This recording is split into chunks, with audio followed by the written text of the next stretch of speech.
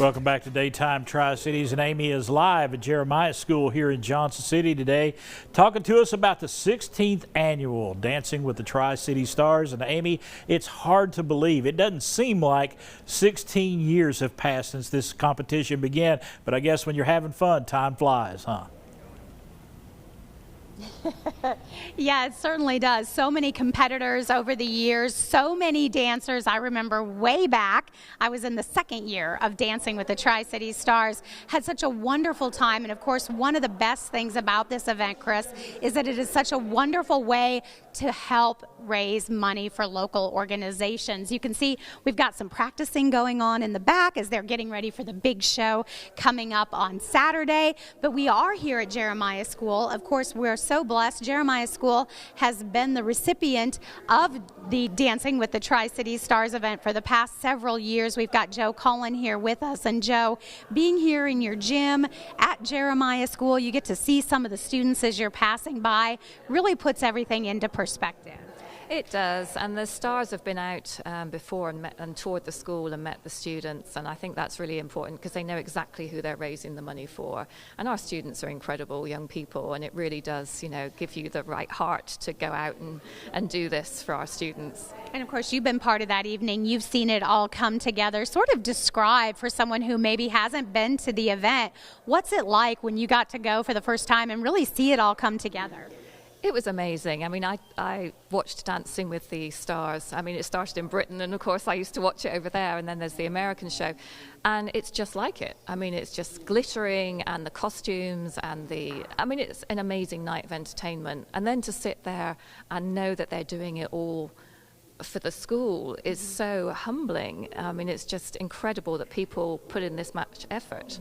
And I think that's the big thing, is the amount of effort that goes in. It's months and months and months and months of planning and practicing. This isn't a one-day go to a golf tournament. The amount of time and commitment.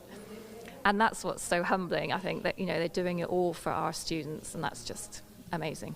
And of course, we have been so blessed on Daytime Tri-Cities over the years to be able to be part of those check presentations. We've had you live on the show, really brought to tears some years. I mean, this money is so important for the school, and you see those are some pretty big dollar amounts. They are, and to be honest, we wouldn't be here if it hadn't been for Kim and Mike having faith in us from the beginning. When they got on board, we had 6 students, 1 teacher, we were in someone else's building.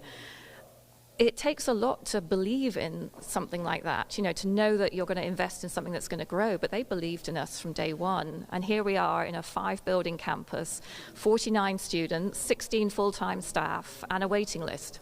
I mean, they've seen us right through that. And it's so wonderful to see, of course, school just starting, getting ready for that new school year. As you said, 49 students and such a special place. You talked about the waiting list. There is such a need for this type of school.